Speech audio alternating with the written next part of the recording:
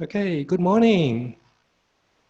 My name is John App. I'm one of the presenters for this last of our research seminar series for this particular academic year. And I'd like to introduce my co-presenters, Dr. Ali Bavik and Dr. Andy Koo.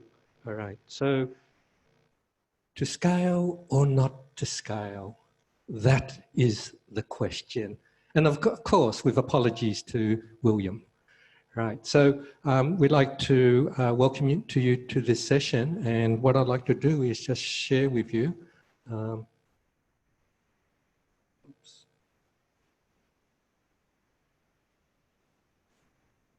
Looks like the, all right, okay. So the agenda for today, it's about measurement, and in particular, scale development. So let me remind you that this is a fairly technical session that we will have. We don't expect you to understand everything, but certainly to understand what are some of the basic principles in the development of good measures and in particular scales. So we're going to look at why is it important, what are the steps to scale development, look at the methodology. Just for your information that what we are presenting is based upon a book chapter that is for a research methodology encyclopedia. It's under review, but we'll make this document available to you once we hope it's been accepted for publication. So based upon the study that was conducted, we ended up reviewing 56 scales that have been developed in the hospitality and tourism field.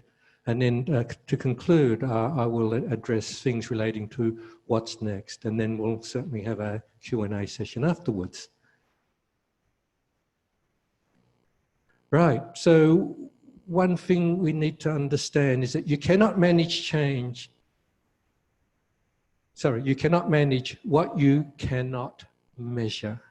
Okay, I'd just like to highlight that in this presentation, thanks to one of our team members, Ali, he's going to be using the metaphor of the apple. So you'll see lots of apples in our presentation today. But yeah, measurement is important. For those of you who have attended some of my research seminars before, I've indicated and highlighted that when I started my PhD studies in the very first week, my PhD supervisor, Professor John Crompton, said one thing which I've repeated many times, and that was theory drives research. I've mentioned that a number of times. Second thing that I've not shared with you very often, the second thing that Professor Crompton said to me is that in order to advance knowledge and theory, we need to have good measures. So, in my PhD study, right, I developed something called a theoretical framework based upon social exchange, and also developed a tourism impact scale.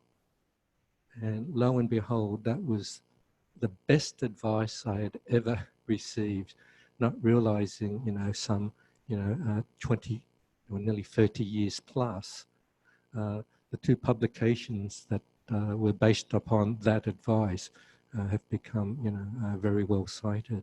So measurement is important. And as I've mentioned in the promo, right, what do you do when you review the literature and you wish to arrange to find some measures and you can't find them?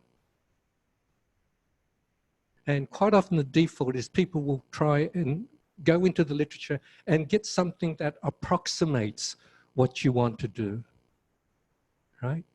So you beg, borrow, and not necessarily steal, of course.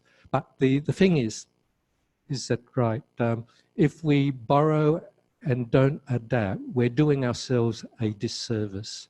That's why it's important to have good and accurate measures. Okay, so basically, as mentioned earlier on, what we are presenting is the results of a book chapter that is currently under review. And two of the presenters, Ali and I, in fact, have had our scales published in academic research journals. Okay. So I've highlighted, why we need to measure. So what is the role and importance of measures, right? I'm not too sure. And unfortunately, these days, we don't teach philosophy of science anymore. And I knew in the good old days, this used to be a very important subject. But the whole idea of philosophy of science is, one of the things we look at, what are the origins of knowledge? How do we acquire knowledge? Right? How do you prove something? All right, and basically, if you look at the writings of some of the German philosophers, they basically say that knowledge is usually gained incrementally, and by increments we mean that, right? There's no Big Bang theory or such wonderful finding that Einstein, when he talked about the theory of relativity. Now, we're not talking about those things, but as researchers, right, as we go about doing our research and as we arrange to advance knowledge and make a contribution, we need to understand and recognize this occurs incrementally. So we talk about what is Scour development, and in particular, in the presentation, we'll look at what are some of the challenges and implications for tourism and hospitality scholars. Right, so Scour development simply is defined as the process of developing a reliable measure of a construct in order to assess an attribute. Right, so that's a pretty good and simple definition, right? And one we need to understand, tourism and hospitality is predominantly a social science field of study. And there's a lot of work that we do in the psychological area. So therefore, this is why Scour development and measurement becomes important.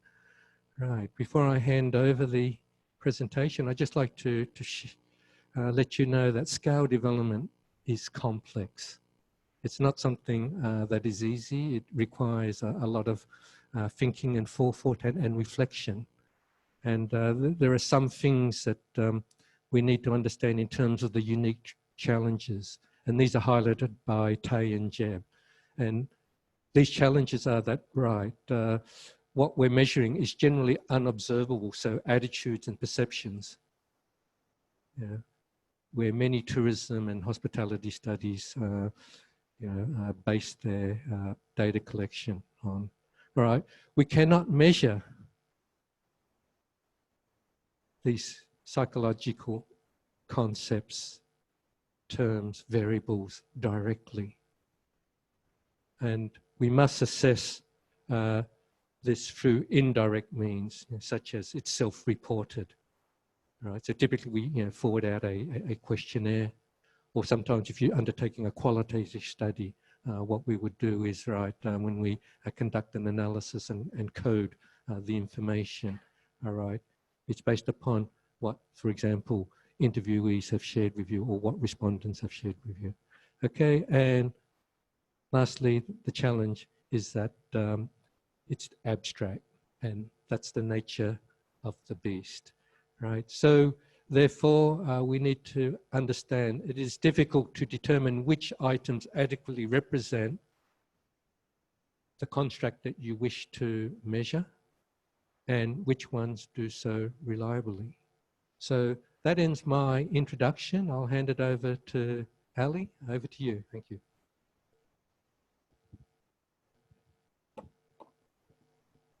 Thank you very much. Hello, everyone. Okay. Hello, everyone. Okay. Okay. I'm going to continue by explaining the scale development procedure. Well, when we check the literature, okay, just a second, please. Okay, when we check the literature, I think the classic scale development guideline provided by Churchill, 1979, and of course there are also other guidelines available in the literature like De Wellis, Tinkin, Nettemeyer. And as you see here, we have 8 steps to develop a scale. However, by using these steps, we can basically summarily, we can use 3 steps. And these are item generation, scale development, and structural validity. Regardless of how many steps we follow, whether we use Churchill's guideline or De Vries guideline, overall, we can basically follow 3 steps. And also in our study, we assess 56 scales which are developed in the tourism and hospitality based on these 3 steps. And what I'm going to do now, I'm going to explain what should we do in these 3 steps, and I will provide the rules of thumb numbers and also some suggestions. There are some concerns during these steps. And these steps are important for developing scale, but at the same time, when we conduct any study, some of my suggestions might be useful even if you are not developing a scale. Okay, one day at home, you are sitting, you want to measure, and then suddenly a new idea came to your mind. Just like Newton, you want to develop a new scale. And I see that, by the way, I have been also reviewing articles about scale development, and there is, I see a common mistake about scale development. Whenever the authors state, they say, there is no scale available. Well, this is a kind of wrong approach, because until now, whatever we measure, there has to be something. Maybe not directly, but as a substitute, we still measure that construct by using what's available around us. So instead of saying there is no scale available, we need to understand what are the pitfalls of existing scale. And if the existing scales are satisfactory, there is no need inventing the wheel. We can just directly utilize it and we can get our results. And De Vries basically mentioned that scale development should be a last resort. So that means you really need to measure something in particular. However, the existing scales are not good enough. Okay.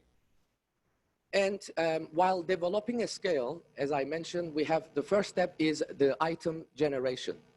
As you see metaphorically here, we have tiny, tiny layers, and these represents our items. So basically, these are the statements. And when we combine the statements, we have the factors. And when we combine the factors, we have our overall construct or the concept. Now, item generation basically starts with the literature review, which means that we need to first, we need to do an extensive review of the literature and outline the definitions of the construct. Let's say you want to develop a scale about hospitality, then you need to check the meanings within the relevant literature. Of course, when we check the literature, in the beginning, we should not limit us within the tourism and hospitality. We can also check management or other relevant fields to grasp the whole notion. And then we should narrow it down and check what's available in the relevant literature. And after we're checking the literature, then there are basically 2 approaches generating the items. The first one is deductive. It's also known as logical partitioning or top-down approach. In this approach, basically what we do is that we check the existing literature, let's say the scale A, B, and C. And based on the meanings of this construct, we can combine these items or factors, putting it together and do our measurement. But of course, while we are doing this, we need to be careful. By the way, when I talk about deductive, relatively it's a short path when we compare with inductive approach, which I'm going to explain very soon. In deductive approach, as I said, shorter path because we use the items and the factors from the existing literature. However, we need to be careful because not every scale is developed in the tourism and hospitality field.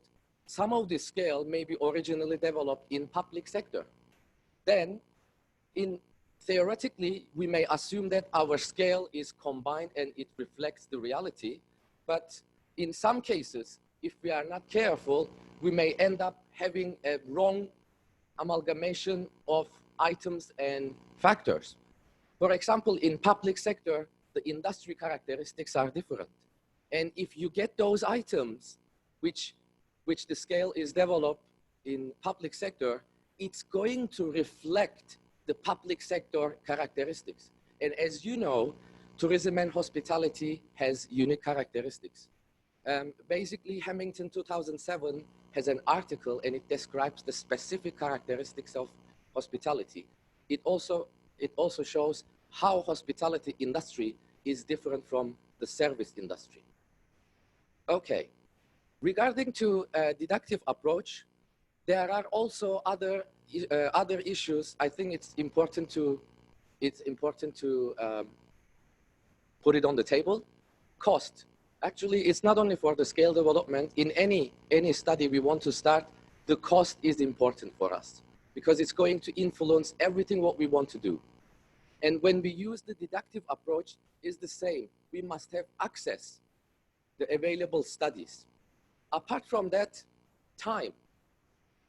As a researcher, I think we all want to choose the scales and the items that not many have items. Let's say if there are two scales in front of us, let's say one has 5 items and the other 15 items, I think most of us would like to go the one that has 5 items because it's going to be easier to measure.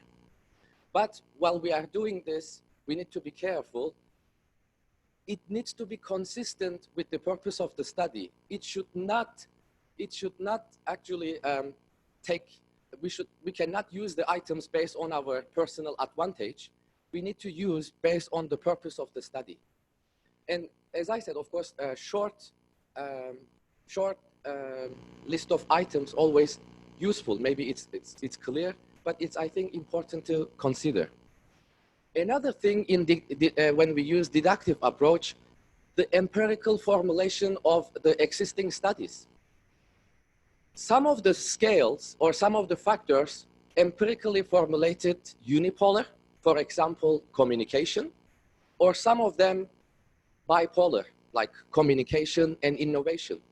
Now, when we use deductive approach and get it from the literature, if I want to measure communication but use bipolar, then what's going to happen? Am I really going to measure communication? Or I may end up measuring innovation. Or partially, I'm going to measure innovation by assuming that I measure communication. So we need to be, again, careful while we are choosing the items and the factors. Okay, now I'm going to continue with the longer path, which is inductive, and it's also known as bottom-up approach. So we basically use inductive approach when there is a little information, or when there is a little information theoretically. Let's say it's basically when it's a virgin area that we don't know. That's why this part is also exploratory in nature. And what we do, we again check the existing literature, but the aim is not combining the existing literature, but creating something new based on individuals' responses. Having said that, in inductive approach, it is heavily rely on qualitative approach. And you are going to also, I'm also going to mention several validity issues, and one of them is the face validity. It means that when we prepare our items, each statement should appear what it measures. Let's say if you are measuring something about local residents, anyone who reads the statements should understand what's going on, what those items explain. Basically, by the way, compared to other validity types like construct validity, convergent validity, or discriminant validity, face validity is relatively subjective. Because as an individual, we may see there's relevance, but this may not be enough. After I mention also other type of validity, I will also address how can we obtain face validity. Okay, and in our study, as I mentioned that we heavily use qualitative approach. So before we start, possibly one of the concern will be our interviews. Interviews are really important in scale development. One of the importance is that it provides wide range of explanation about the individual's behavior. We get depth understanding of the phenomena. We can grasp the reality of individuals. And apart from that, when we develop a scale, possibly we are going to also test on some dependent variables. This is like purchasing a car, but you are not going to park it in front of the house. You're going to drive it, right? So that means we are going to test on some variables. And by reminding this, when we, during the interviews, sometimes we may also reveal some contextual factors that may strengthen or weaken the relationship between identified variables and outcome variables. Another issue is that how many interviews should we conduct? 1, 5, 10, 100? When should we stop? When is enough?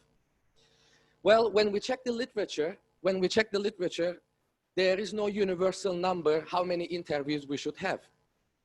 However, in the literature, as you can see, excuse me, as you can see, if I take the suggestions of Baker and Edwards, I can collect 12 interviews and that will be satisfactory.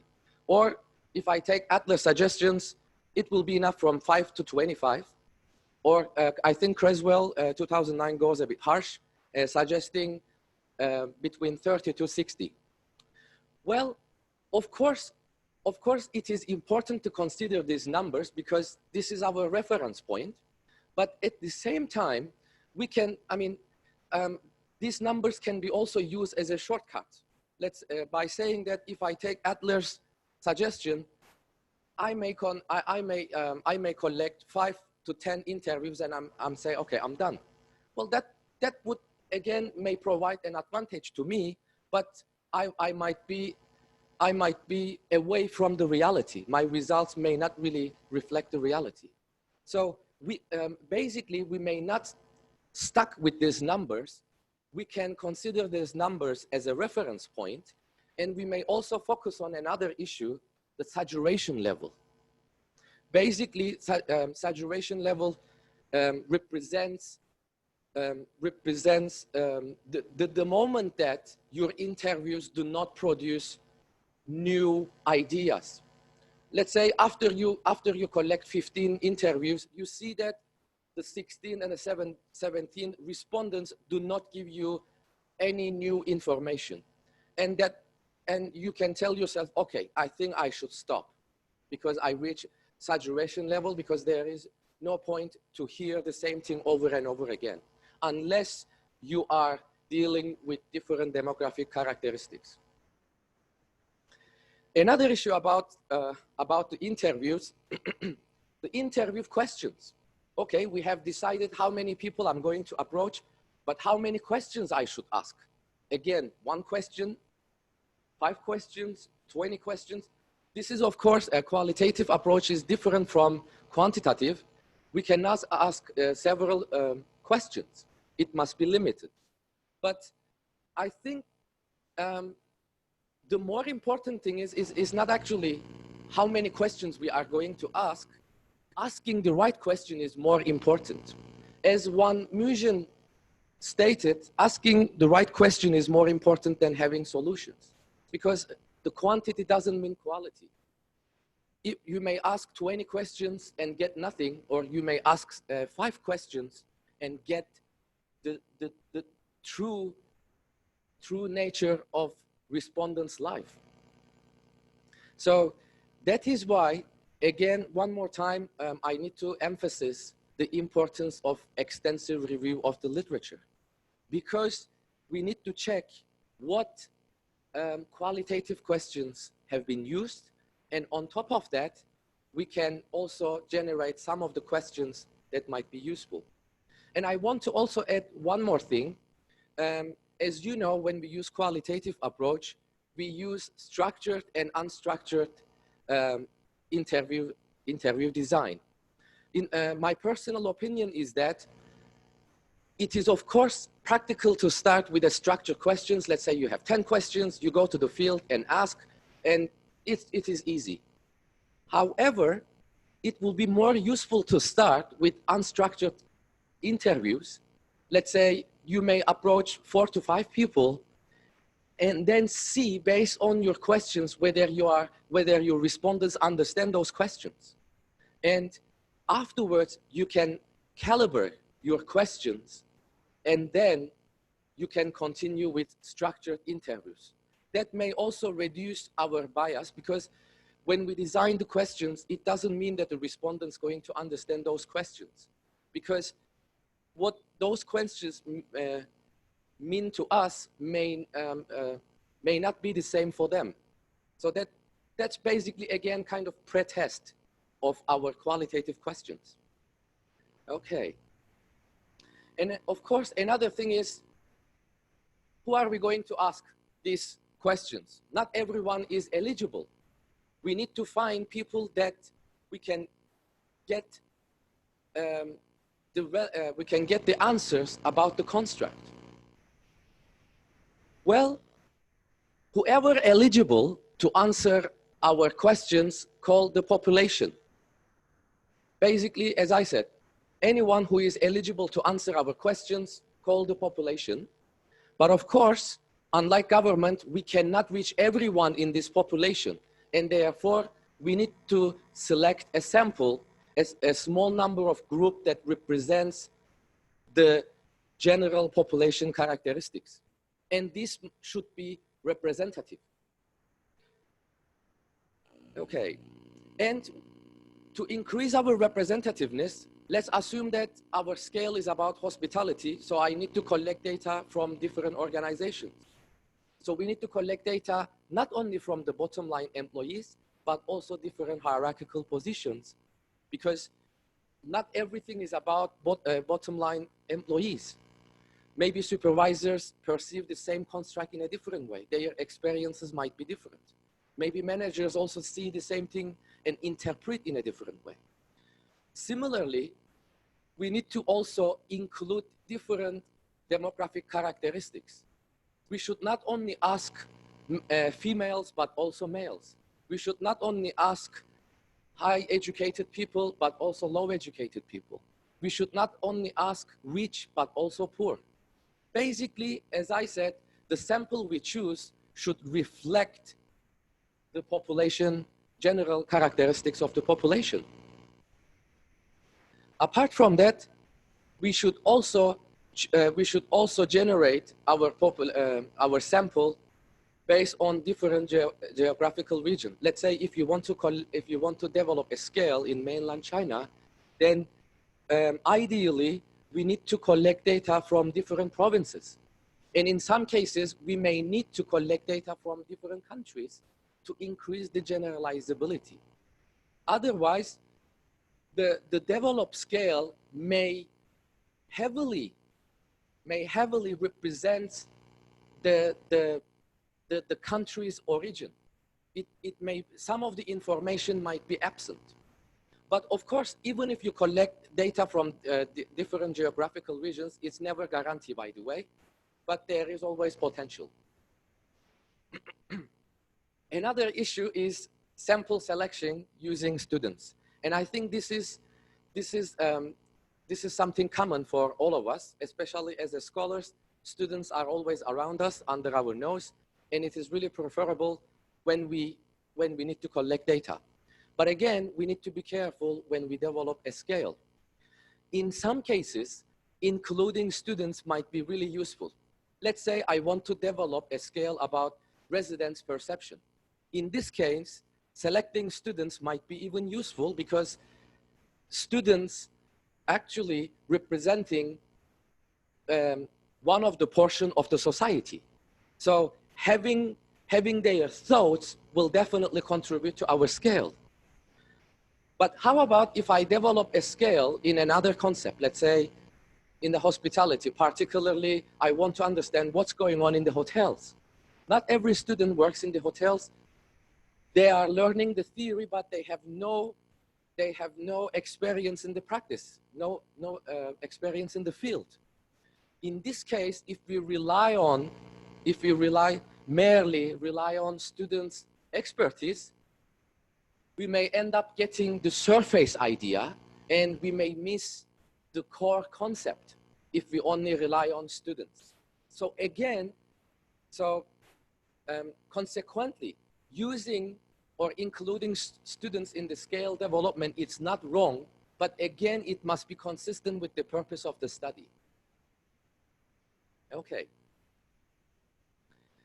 now I'm going to continue with the validity and reliability. Well, basically, validity means, are you really measuring what you want to measure? And reliability means, are you doing this repetitively? Let's assume that we go to a bar, we want to play a dart, and you see me shooting, and then you see that in my shoots, when I shoot, it always goes to different places on the target. Can you say that I'm successful?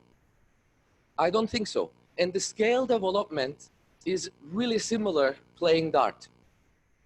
In this case, my results will be unreliable and invalid. But also, if you see that sometimes I am hitting the bullseye, in this case, you can say, okay, my results are valid, but not reliable. Or I start hitting the same place, but I am away from the center. This shows that I am having reliable results, but not valid. That means when I use my questionnaire, when I use my scale, I am having consistent results, but I am not really measuring what I want to measure. So overall, that means when we use our scale, the answers should not be valid. We should measure, let's say you develop a scale about organizational culture. That means the items and the factors you generate should measure organizational culture. And when you use your scale repeatedly, you should have similar response. Otherwise, it will not be valid or reliable.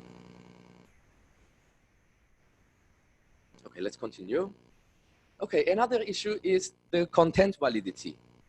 All right, similar to face validity, when content validity is also important, but the difference here is that when we use face validity, as I say, it is the face of the items. Basically, when you read the items, whether it reflects the construct from the face. Let's say when you look at me, what you see should be, let's say I'm saying I'm a man, then you should see a man face. Okay, the same thing for the face validity. In content validity, however, it is not only about how it looks, but not all statements are always correct in every cases. So how are we going to know the items we generate that reflects each time we use it? In this case, we need to use expert panel and judges. So that means after we generate these items, we finish our interviews, we generate our statements, we need to ask people from the field, or based on the purpose of the study, we need to find experts in that concept so they can help us, and we can again calibrate our statements based on their comments. And when we check the literature, again, there is no consensus and there is no universal number how many expert panel and or judges we should include to our study. But overall, the literature suggests that as many as possible. So it means that based on your budget, based on your personal networking, you should try to reach as many as possible.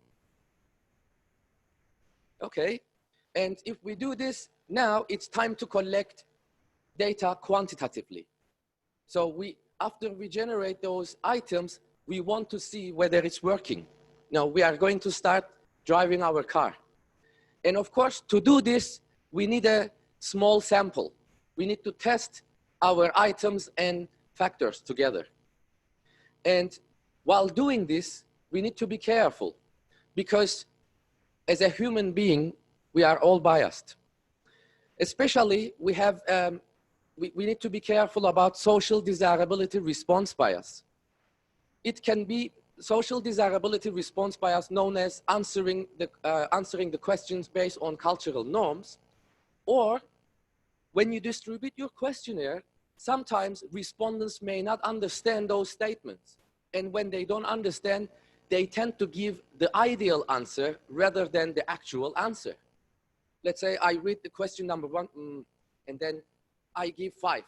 And then you end up, and then when you check your questionnaire, you see that 5, 5, 5, 4, 4, 4, 4, 4, it goes this way, and then you just put on a side because it's useless. So what can we do to minimize this? One way of reducing the social desirability response bias is placing the demographic information at the end of the questionnaire. Suppose that one of the researchers approaches you and the first question you see, where you work and how much you earn. And then you may wonder, okay, what's next? This may basically scare the respondents. And it's better to keep these questions at the end of the questionnaire.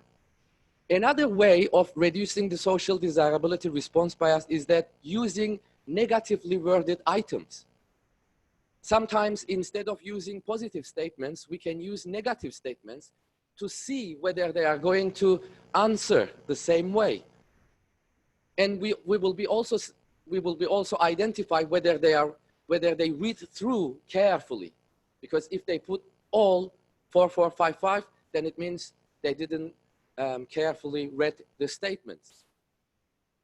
Okay, after addressing this issue, and again now, the sample size. For the pilot study, how many questionnaire I need to collect? Just like the qualitative part, we are in the darkness. We don't know how many. But the literature suggests some reference points again.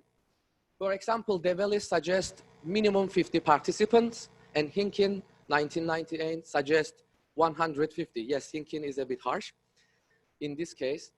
Again, of course, we can take these numbers as a reference point, and based on our budget and resources, we can aim, my personal opinion is that we should aim more than 100.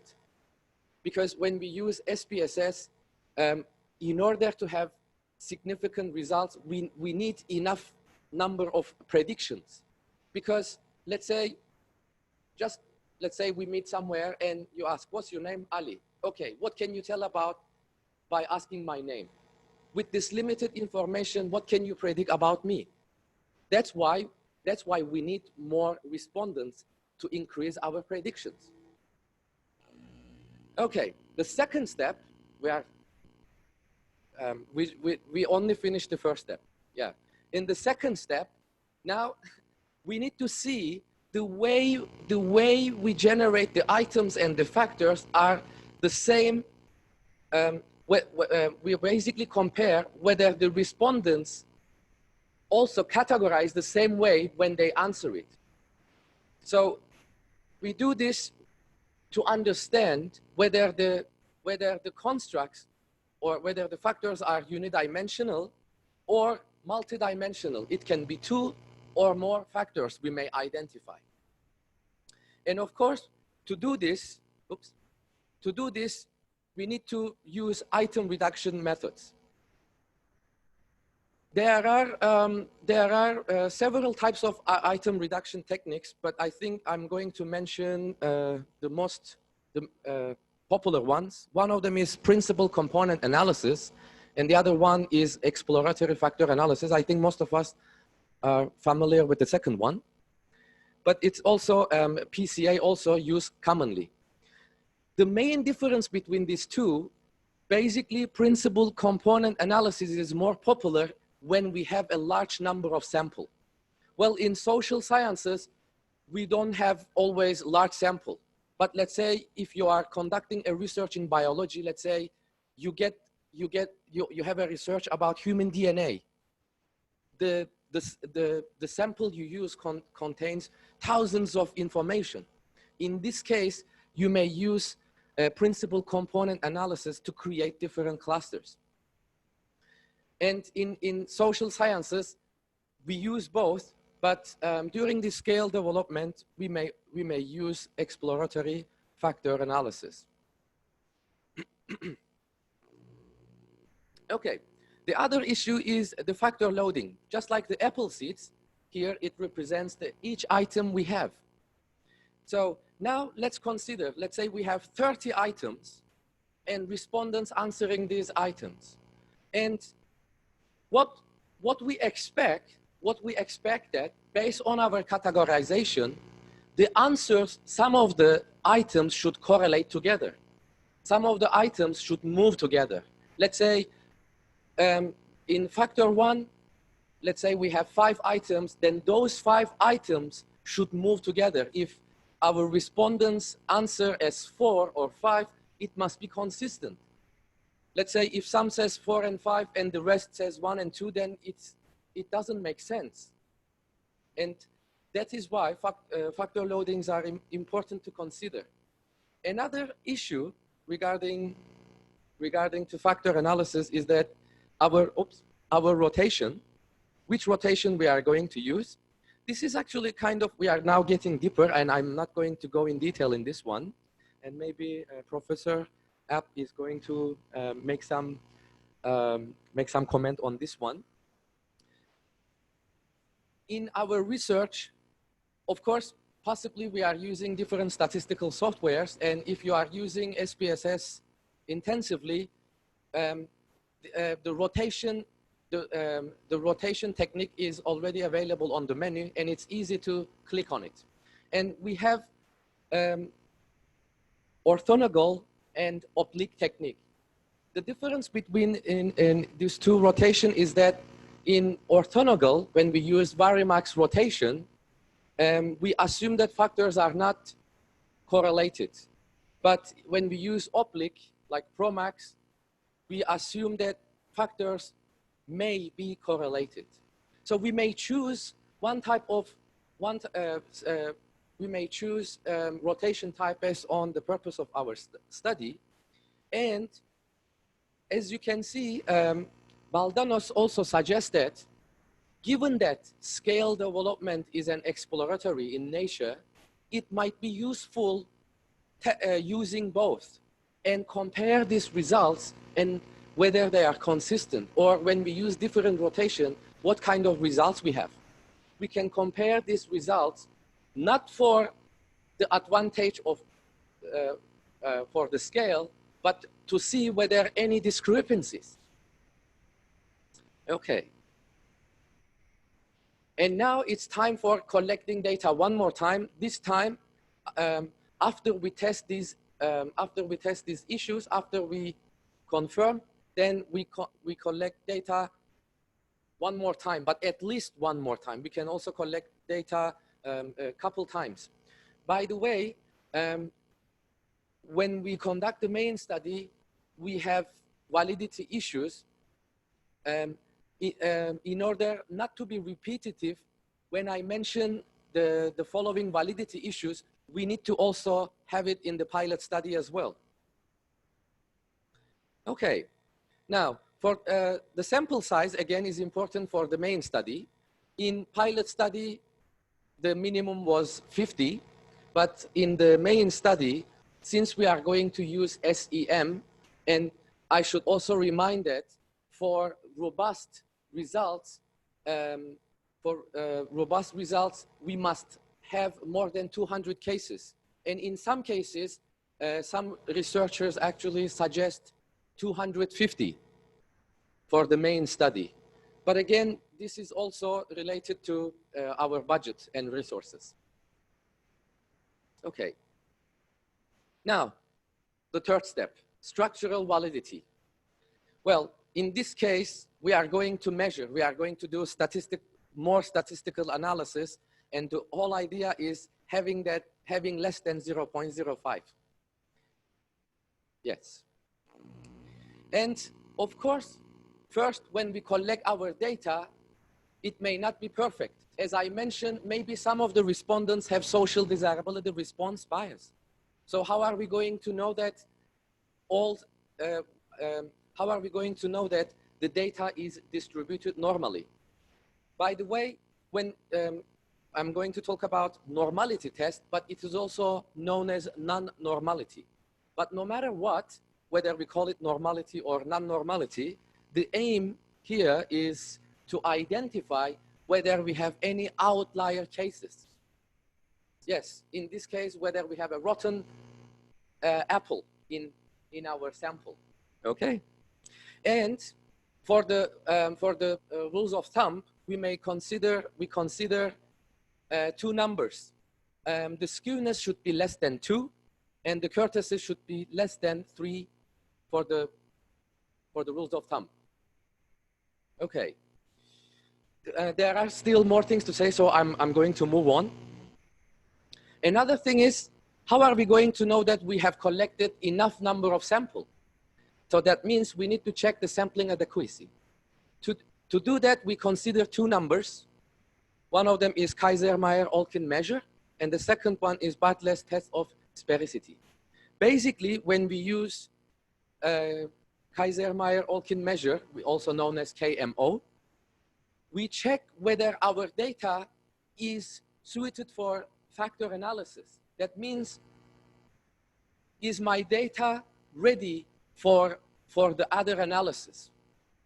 And also when we consider Bartlett's test of sphericity, whether the variance are equal for all samples. In this case, KMO number should be higher than 0.60, and Bartlett test of sphericity should be less than 0.5, 0.50. Okay. Okay, and then of course, we need to check the unidimensionality. This means this is about the intercorrelation of the items and the factors. Together, those items should have a meaning, and those factors should have meaning also together. To test the unidimensionality, we consider reliability scores, or it also known as internal consistency. So basically here, we check two things. First, internal reliability of each factor. Let's say you have 5 items, whether those 5 items are meaningful together. And the other thing, let's assume that we have 6 factors, and those 6 factors, whether those 6 factors are meaningful together. Let's say you have in total 30 items, that whether those 30 items are meaningful together, and we basically consider overall reliability score. And in any case, it should be more than 0.70. Okay. And of course, there are more things to justify. We also need to check the total variance explained. This is basically, we basically consider the eigenvalues. Let's say we have five factors, but it doesn't mean that every factor is equivalently important. Some of the factors will be more important than the others for the respondents. And this basically gives us the percentage variance for each factor. And when we combine all these factors together, it also gives us the total, just a second, please. Yes, total percentage of variance explained. And as a rule of thumb, it should be more than 50%. So that means the total eigenvalues for each factor should be greater than 50%. Then we can say that our scale has also, our scale is also valid. Okay, of course, we have also convergent validity. Basically, regarding to convergent validity, when we develop a scale, as I mentioned, let's assume we have 5 factors. Not only we expect correlation among these factors, when we test on dependent variables, we also expect meaningful correlations. Let's assume that one of my factors measure cohesiveness. And cohesiveness should not only have positive relationship with other construct within the scale, but let's say I want to test it on employees' performance. Theoretically, we should also find positive relationship between these 2 factors. And if we have this, when you test your scale on different variables, then we must also find this relationship. And to confirm this, we consider average variance extracted. And again, this should be also higher than 0.50. Almost there. Okay, another issue is the discriminant validity. When we develop our items and factors, of course, based on the theory, we want to see that they must be coherent. They must look alike. Like each factor should be similar to each other. But if they are too similar each other, it means that when respondents answer these questions, they cannot differentiate. They cannot differentiate, let's say, what is cohesiveness and teamwork. That means those statements are overlapping too much. And therefore, we want them to be discriminant. We want them to be different. So each factors we develop should be similar, but at the same time, it should be distinct from each other. So statistically speaking, the estimated confidence interval, whether it's positive or negative, should not be greater than 0.85. So that we can say that these factors are not the same, they are different, but they are coherent. And of course, external validity. After we develop our scale, it should reflect the reality of life. So just like when you have the apple, and when you squeeze it, you must have apple juice, not orange juice, right? Okay, so we can also confirm external validity. And here we need to consider construct and discriminant validity. When we use inductive method, the scale we developed should be similar to previously developed scale, but at the same time, it must be unique and it must reflect the reality. Just like when you use apple and when you have a vinegar, or when you use apple cider, when you open the bottle, it should smell like apple. It should taste like apple. And the scale you develop should be the same. When you develop a scale in a particular topic, when you read the items, it should give you the notion. When you check those items together, it must give you the notion, it must reflect the identified factor.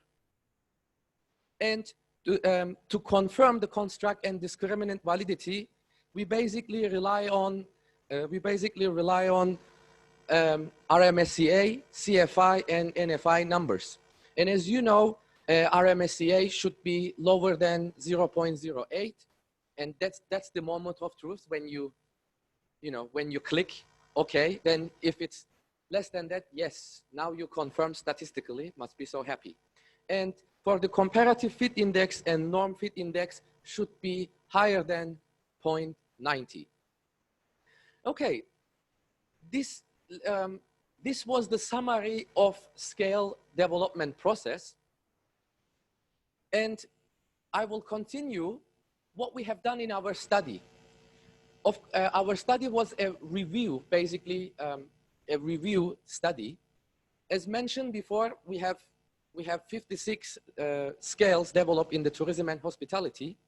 And in order to identify the scales in tourism and hospitality, we stopped searching at the end of July 2019.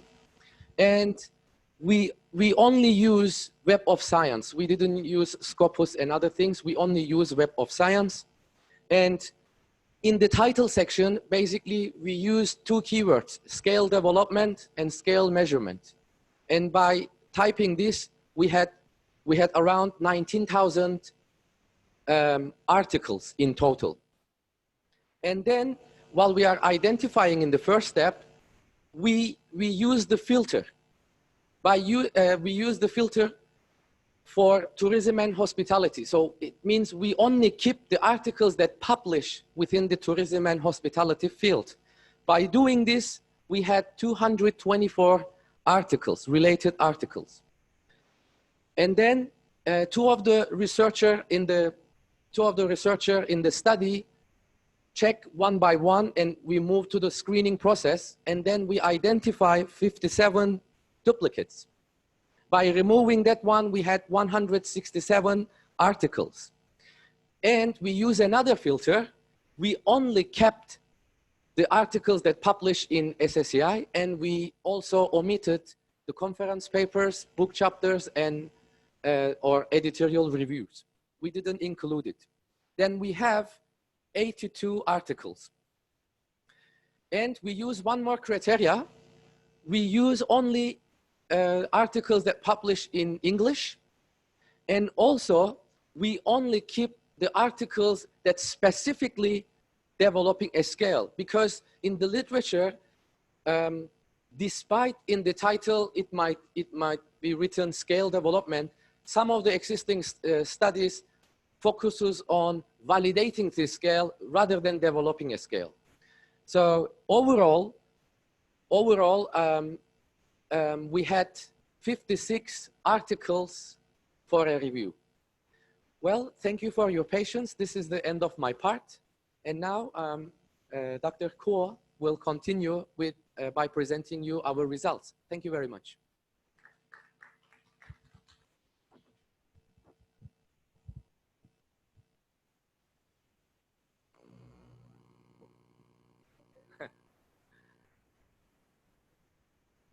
Hello, good morning, everyone. I hope you are not saturated with those apples this morning.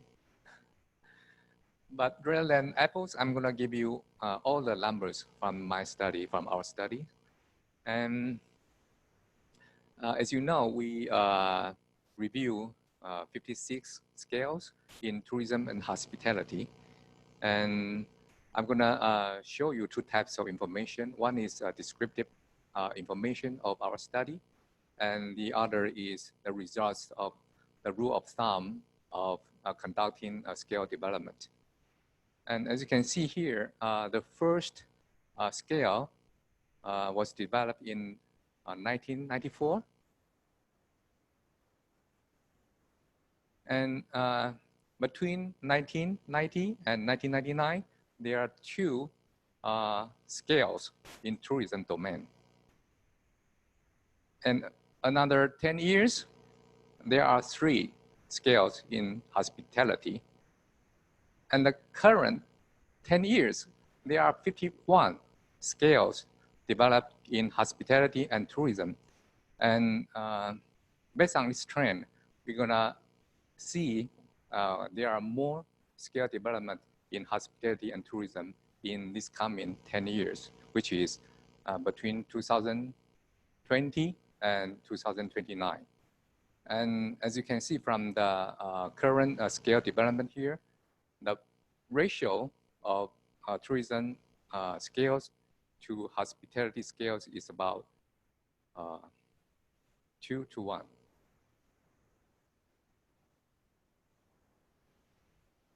All right, so on the left-hand side, we have 5 main scale themes in tourism domain, and including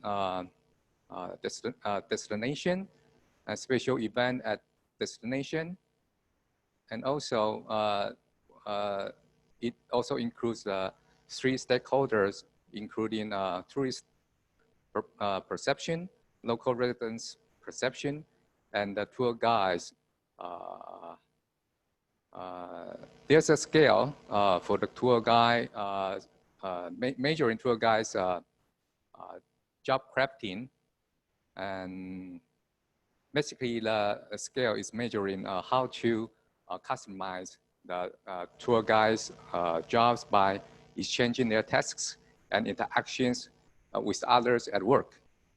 And on the left-hand side, on the right-hand side, we also have 5 scale themes for hospitality, and including organizational culture, and also 2 stakeholders, including employees. For example, emotional labor, developed in 2006, and also another stakeholders, including customers' perception, for example, of hotel equity, and customers' behavior, for example, the response to the perceived value of service. And of course, there's also a scale, type of scale related to food, which is the product, main product in hospitality.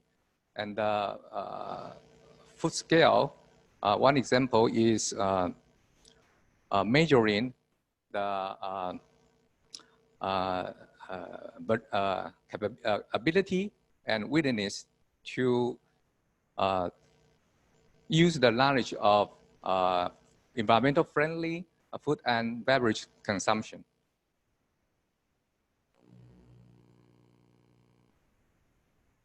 And from the geographical location point of view, you can see most of the scales are from US and Asia. And US has 15 scales, accounting for around 25%.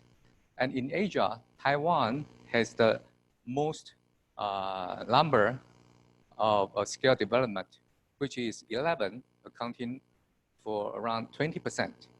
And we also find the majority of scale development in Europe are from the Netherlands.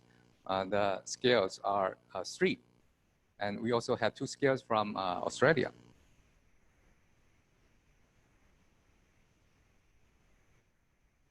Okay, so this chart shows you the scale guidelines. And as you can see here, the majority use Churcher 1979 as a guideline. Also, we can know that the Velas and Hinkins are also popular, and also the Nedmeyer is also popular.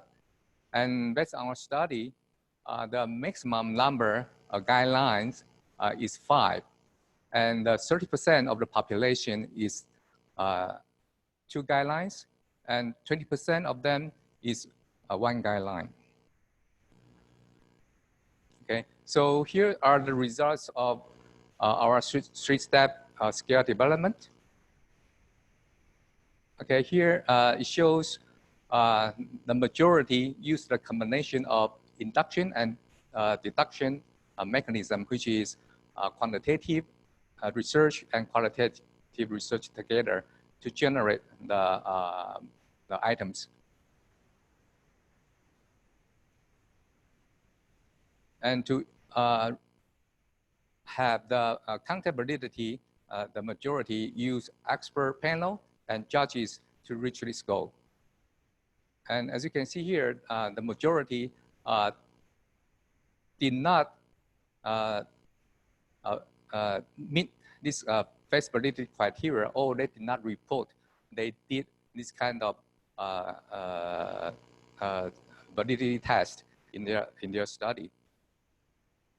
For the second stage, the scale development, you can see the majority around 90%, they didn't report, they didn't test the social desirability bias test. And as we expected, EFA is the most popular method to do the item reduction, followed by PCA. And 5-point scale, 5-point Likert scale and 7-point Likert scale are the most popular measurement to measure the constructs. And one sample is the most popular for pilot study and main studies. And for the last stage, you can see here around 70% of the population did not conduct normality test. And for the overall reliability, the majority, around 80%, did not report they passed this criteria. And for the discriminant validity and CFA, most of the paper, they passed the criteria. But as you can see, some of them, they still did not pass the test. And part of the reason might be they did not do normality test, or they did not conduct the social desirability bias test. And this chart shows you the number of factors used for each scale development. And as you can see, except one paper is unidimension, and the other, which is 55 papers, they use multi-dimension, and the number of factors is ranging from 2 to 10 factors in each scale development. And the majority of the paper is using either 3, 4, 5, or 6 factors in their study.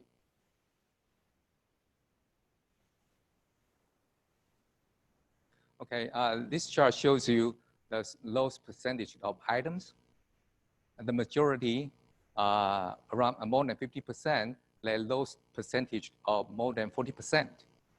And here comes the my final slide of my presentation. This slide shows the red one is the initial number of items, and the blue one is the final item, final number of items. And we have totally 56 scales listed here.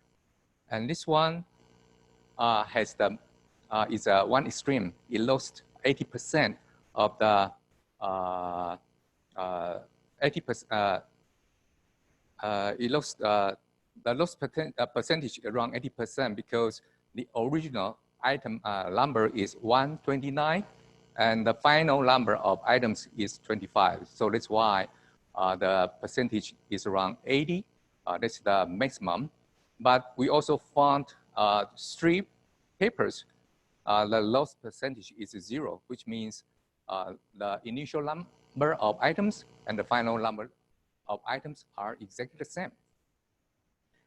And on average, based on our study, among those 56 scales, the average loss percentage is around 23%. Okay, and my next presenter is Dr. John F. again.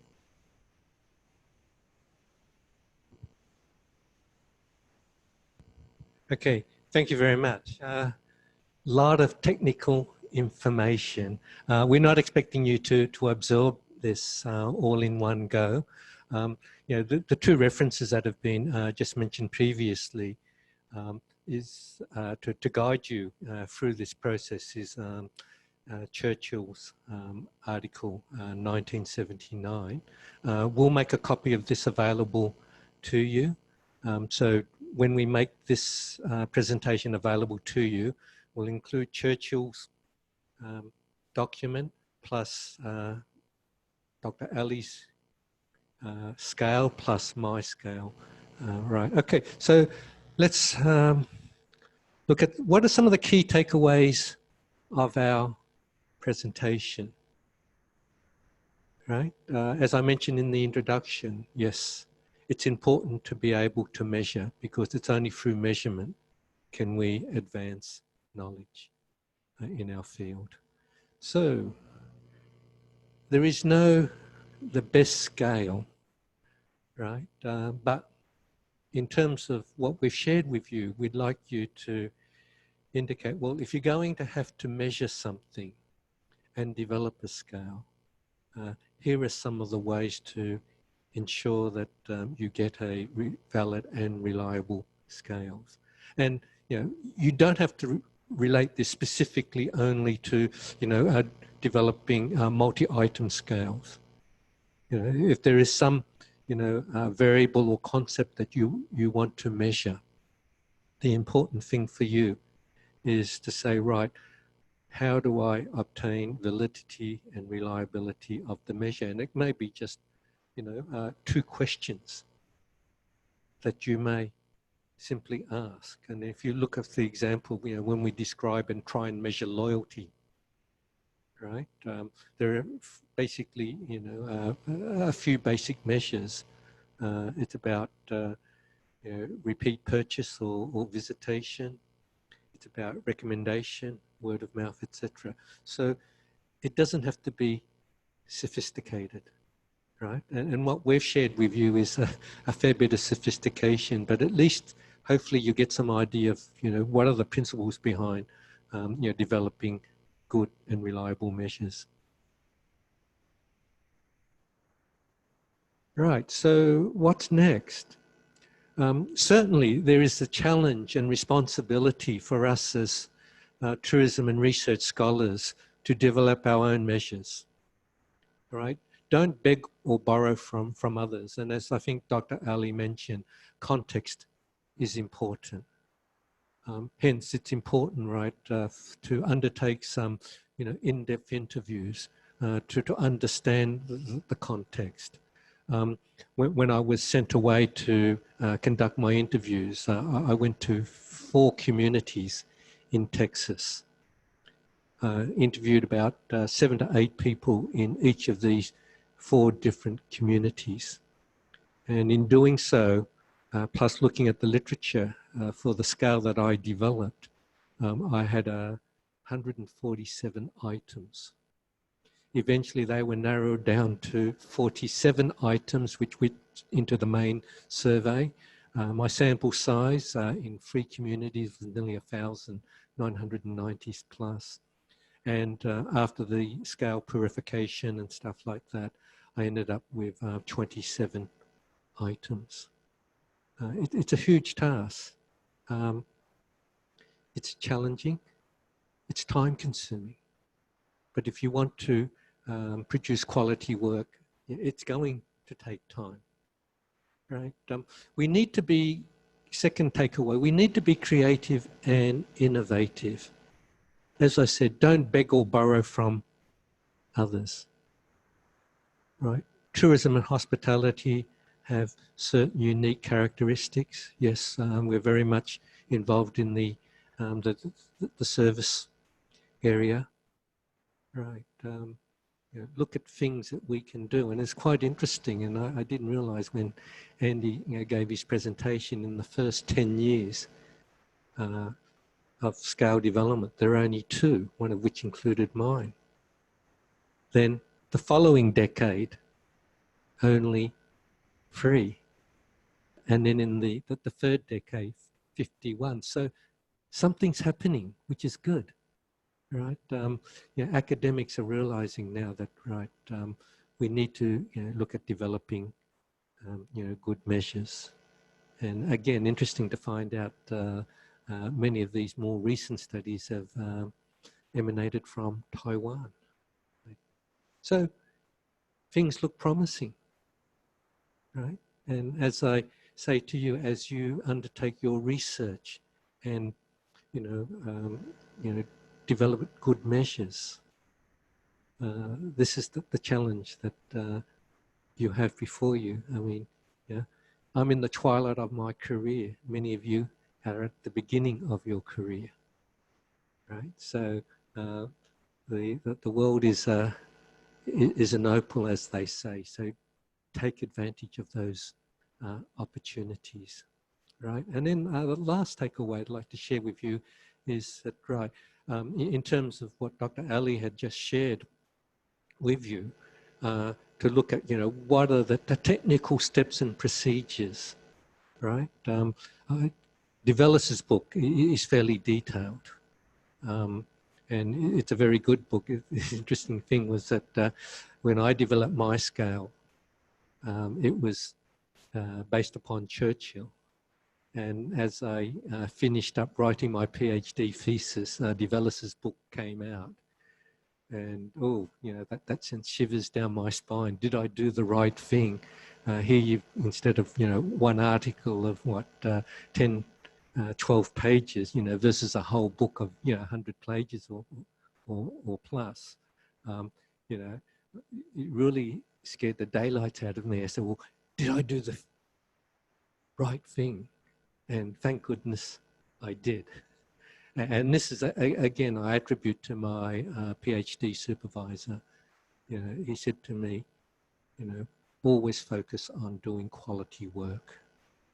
And as many of you know, this is something that I have repeatedly said many times. So what we've shared with you has been, you know, fairly technical. Yeah, as I've mentioned just a minute ago, yes, we're not expecting you to understand all the details, except to know that procedures exist. All you need to do is look it up and follow them, all right? There are 3 of us who here in presenting this particular seminar to you who can, you know, would be happy to provide, you know, advice and technical knowledge and assistance if and when required. Okay, and I think that's it, right? So we'll open it up now for question and answer.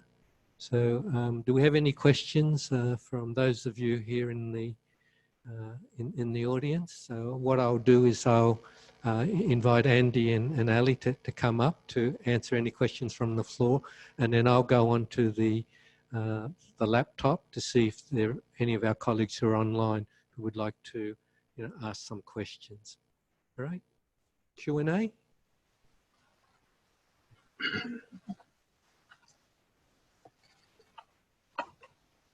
Yes, Sandy. Yeah. Yes. Thank you, Professor John. Thank you, Ali, and thank you, Andy, for such insightful. I personally learned a lot. This is not a question. This is just a compliment, and just to add a few things from my own personal experiences too. I have found that the other reverse side also works perfectly good. Like you describe how the qualitative questions, interviewing and all can help to develop good skills and then, you know, items in the skills too. But I also found that sometimes when I ask questions to the interviewers, sometimes they're confused about the question. They don't really understand the question. And when I look into those items and construct in the skills and get some ideas from there and develop questions from that and go back to the audience, interview them, many times I have found that it's much easier for me to explain the questions too.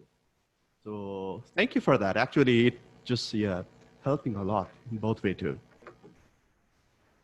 Actually, after you point that one out, I remember one more thing that we need to be careful. When we use negatively worded items, we need to be careful again, because sometimes what happens is that the items might be designed like double negative. Then that's the one confuses the respondents. That's where we should be really careful. Like the sentence might be negative, but the meaning kind of like positive, then it creates confusion. That's where also, yeah, as I said, we need to be careful, but thank you. Hello. Hello. Hi. Yeah, it's Cevat Tosun from MUSD. Thank you very much for your great presentation. Really, it is very useful. I have one, let's say, question related to, hospitality and tourism. As all we know, hospitality and tourism is different. One is related to, let's say, a business operation, hospitality, and the tourism, is related to wider issue like sociology, politics, say, community. So my question in this context is, what is your opinion, after doing such a, such a demanding research? What is the basic challenges in terms of developing a scale for hospitality and developing a scale for tourism? Is there any differences, or the challenges are similar, or what are the differences? I would like to have your opinion on this issue. Thank you. Okay, I'll try and give an answer to that. I think obviously the nature of tourism and hospitality are slightly different, but if you look in terms of the basic underpinnings, it's related to predominantly service. And I think the more important thing in terms of this particular presentation is, as mentioned by Dr. Ali, is to understand the context in which you are developing your measures. So the issue of validity is key, rather than trying to nitpick between what in fact would be the difference between hospitality and tourism. Yes, we know there are differences, but I think as you look at each situation, context is pretty critical. So there are my thoughts on it. Ali or Andy? I think when we do this presentation, I also go back to check those 55 scales, and I found out sometimes it's very difficult to distinguish this scale belongs to tourism or hospitality, because the title, the scale title, include both together. So yeah, so I think sometimes it's difficult.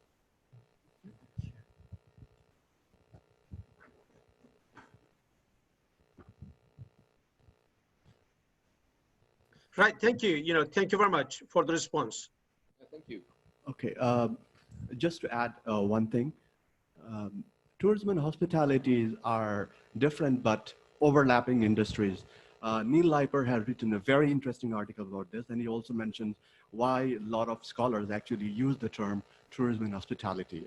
So it's really difficult to, because of the overlapping nature, it's really difficult to distinguish, although some characteristics are different. So Neil Leiper, I think it's 2011 or has written a very good article on this one.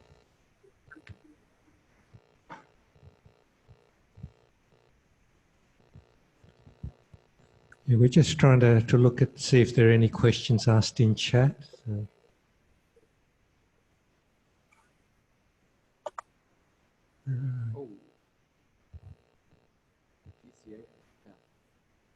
All right, the difference between PCA and EFA. Over to you, Ali. Okay, oh yes. Okay, I think I will not have many things on top to say on this, because putting in a simple way, I know the basics of PCA, and personally I didn't use it yet. The things I share actually what I've been reading, but in the practice I didn't use PCA, given that EFA basically suits until now. EFA basically suits based on the purpose of my study, and that is why, as I say, we may use only PCA when the sample size is larger. I know that maybe this answer may not be so maybe useful for you, but it's this is what I can say about this at this stage. Right. Just one thing about exploratory factor analysis. As you know, there are numerous scales, common scales such as SERVQUAL, that had been used extensively, by students in their thesis, and even going back into the mid-1990s when I was at PolyU and we had students completing their final year and having to do their thesis.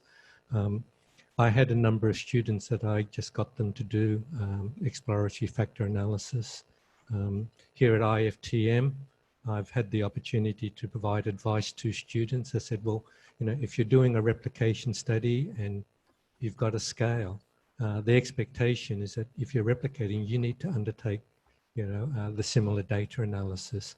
It's not that difficult. You know, once you can explain to the undergraduate students what it all means, right?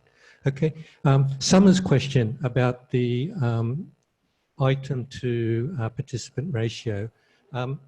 It varies, but typically the minimum is that for every item, you should have a minimum of at least 5 cases.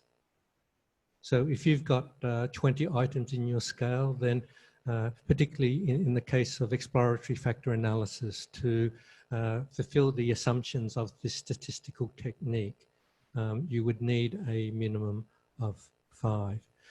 Some others suggest that there should be 10. I mean, obviously, the more is better. Again, it depends whether it's possible for you to undertake a study which is either random. Now, for the scale that I developed, it was done on a random sample, right? But then I know in many hospitality and tourism studies, it's very difficult to use a random sample.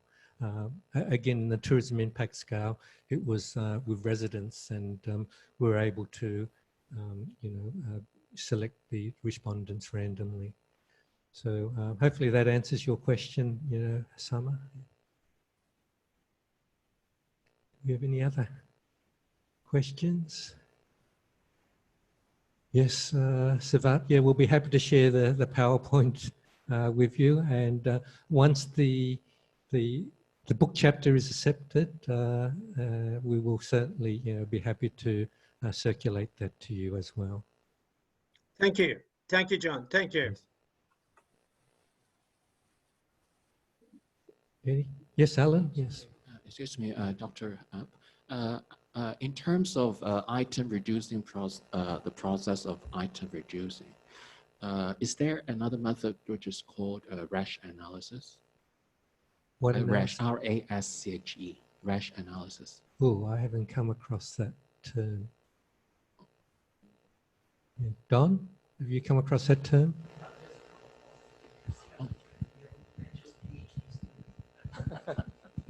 Yes, it's actually coming from a different tradition. But nevertheless, it ends up with scale development and attribute identification. It seems to be coming from the quantitative sciences, especially the quality control, the tradition of management. But it is sort of like a fringe methodology, not so much visible in the social sciences, but it is possible. Yes. Oh, okay. Thank you. And also another thing is about the normality testing. Is that a must process? I mean, before we analyze data, is that normality testing, is that a must process? I think yes. I think it's a must, because when we collect the data, especially if we have large number, as a researcher, it may not be possible to take by ourselves. And when we do the statistical analysis, we can find the outliers. And as Dr. Koh mentioned, maybe one of the reasons that the identified scales, I mean, among 55 scales, that some of them had discriminant validity problem, and some of them, the confirmatory factor analysis was problematic. And we believe that maybe the reasons that they have problematic results, it come from this reason. They didn't check the normality, and they continue doing different analysis with a problematic data. And that may result, that may give you again, not the perfect, or you may get the result that you don't expect, because it is, you still include a data that is not meaningful. Maybe there is a questionnaire that is answered based on social desirability. That is why it's important. And personally, when I review a paper, I always ask, please provide the normality test, because sometimes we may see that number of items actually problematic. And before the confirmatory factor analysis, I think it's necessary to identify these outliers. And especially if you have less number of population, that your data will be influenced more. In a large sample, maybe it may not influence the pattern, but let's say if you have around 100 cases, the weight of each questionnaire will be more. That's why I think we should, or we must. Thank you. Thank you. Yeah. Yeah, when we do scale developments, we have to test many criteria. And some of the criteria, in order to fulfill certain type of validity, we have to use correlation tests. And for the correlation test, the basic assumptions are from normality assumptions. Yeah, I think that's part of the reason we have to do that. So it's a question of, adding rigor, into your study as you undertake the analysis. On the issue of scale purification, right? Typically, what we do is that we use, reliability analysis using Cronbach's alpha to look at the internal inconsistency and reliability of each of the factor items, right? One other interesting thing that's important to note is that, right, when we are using exploratory factor analysis, right, you can start throwing out items, and when you look at your initial results, what you'll find, all right, anything, where the factor score or the correlation of that item to the factor is less than 0.4, we would automatically say, bye-bye. But so when you do your factor analysis and you come across, say, with 3 or 4 items with less than 0.4, the important thing you do is you don't throw out all 4 together. You throw out one at a time, because you need to understand that factor analysis is what we call an interdependent method. All right, so it's very painstaking, a lot of reiteration going back and forward. Today, with SPS and SPSS and SAS on, on the click of a button on a PC, back in the good old days when I did my PhD, we had to type in every command. All right, and as I graduated, then the PC version of SPSS came out.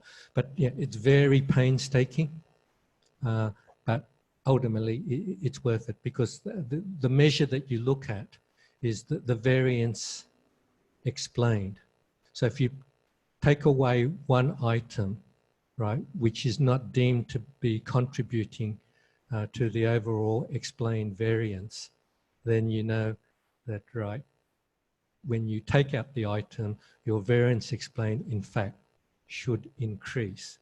And the best way to describe variance explained, it's the adequacy of the measure that you have for that construct. So when we talk about, I think Dr. Ali mentioned that it's desirable to have a variance explained of above 0.5, which is 50%, okay? And it's common to see, in tourism and hospitality scales, when I've looked at students' work and stuff like that, that quite often, a student will get something, 0.65, 0.7, and I look at that and say to them, oh, you've got very good results. Yeah. Okay, just one other question that was raised by Dr. Ali about rotation. Verimax, which is orthogonal or oblique rotation. The way this was described to be by one of my professors who served on my committee, right? You've got your items, right? And you've got to think of them, when you're talking about a correlation matrix. So if you've got, in my case, 47 items, So basically, you've got a sphere of 47 by 47, right?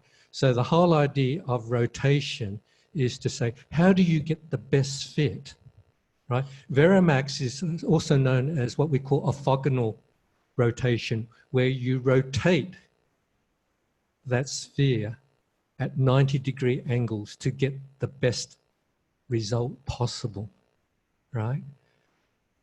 And quite often we assume that the factors may be, well, we assume that typically that the factors are in fact independent and orthogonal, but it may be oblique. So in the case of ServQual, right, when we have reliability assurance, for example, as Parasuraman explained to me when I was taking his class, he said that, right, they knew that there was going to be some interrelationship. So they then used oblique rotation to do that. So if you suspect that the factors may be interrelated, then it's better to use oblique rotation. But as Dr. Ali mentioned in his presentation, he basically said sometimes it doesn't harm to use both, given that everything can now be done via the click of a button.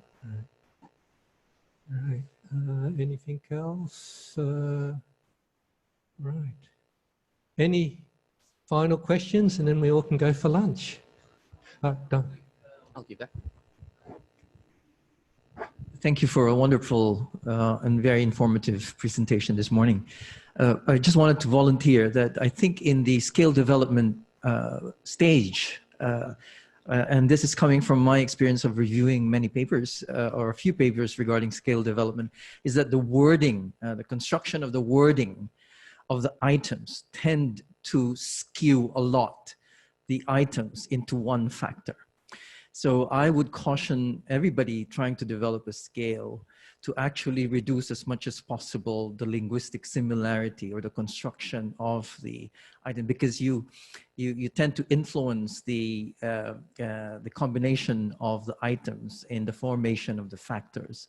And I would quite often observe this. So when I do review papers proposing new scales with different multi-dimensions or factors, I do point out the similarity with which they wrote the items. And I would caution them that I would then critique whether this is a function of the word construction or the content of the items itself. Right. That is a very important comment, Don. The first scale, 1994, was by Langford and Howard. Langford was the PhD student. We did similar research. Langford came out with two factors: positive impacts, negative impacts. And you look at how the items fell. The negative factors were all negatively worded items. Likewise for the positive items. The scale that I developed and which was published in '98 commented that, well, we were able to produce a multi-item scale. There were six items in that scale. And because we had critiqued the work of Langford and Howard, Langford got a bit upset with us. And he basically said, how dare you, criticize, my wonderful work. And then there was a rejoinder where I think I unfortunately embarrassed him to point out, you want to know why you got the two-factor item. Again, in developing the scale that I had two sets of questions. And all my items, if you will look at the article, are neutrally worded, right? So we asked them about the the item and whether they felt that, and then there was a second set of items on the same item, you know, whether this was something that had increased in your community or decreased in your community. So the questionnaire wording is very important. Another time I did this wasn't a scale item, but I did a conservation study for Ocean Park. For those of you who recall in Ocean Park, they used to have the killer whale, and unfortunately the killer whale passed away. And Ocean Park wanted to find out, you know, and asked me to conduct a survey about what would be the acceptability within the Hong Kong community as to whether they should introduce another killer whale or, you know, other types of whales or and the like to, you know, see whether they could go forward with that. And when they approached me to conduct this survey, I said, so we had 25 items in our questionnaire, and I deliberately mentioned that and worded half the or 13 of the items positively, 12 of the other items negatively, knowing that the environmental and animal rights group will pounce upon that to say, well, yeah, typically we ask most questions in a positive manner. I mean, that's a natural thing, of course. And as, you know, Dr. Ali has said, right, it's be very careful, you know, of your wording. So the results came to the most critical question for the Ocean Park survey, where we asked, would you agree to having Ocean Park having a captive killer whale, you know, brought in to Ocean Park, right? And then the response was 55%, 54% said yes, they would agree. 46% said no. Margin of error, because it was based upon a telephone random sample survey, was 3%. So there was overlap. So Ocean Park were disappointed about that. Then they really wanted to bring in, you know, another killer whale, or at least another whale. And then they had the study repeated by Hong Kong University just to double check. And I mentioned to the chief executive at that time, I said, you know, what was the result of the Hong Kong U Social Survey Centre results is exactly the same. All right. So on sensitive issues in particular, item wording is critical, and you've got to ensure, you know, and avoid bias and take into account context, particularly for sensitive issues and matters. Yeah. May I add something very brief, something really brief? Thank you for pointing this out. Actually, it's maybe I should have mentioned this one as well. When we generate the items, it should be as simple as possible, and it should contain one idea.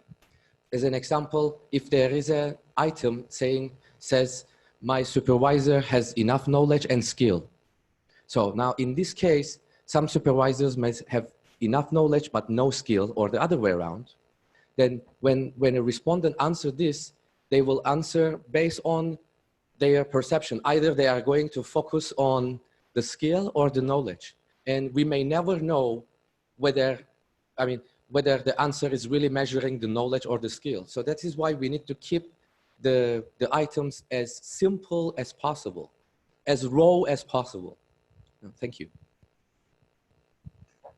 All right, I think we've gone over time, but thank you very much for coming, and we trust that yeah, you learned something today. All right, thank you very much, and thank you for participating and attending.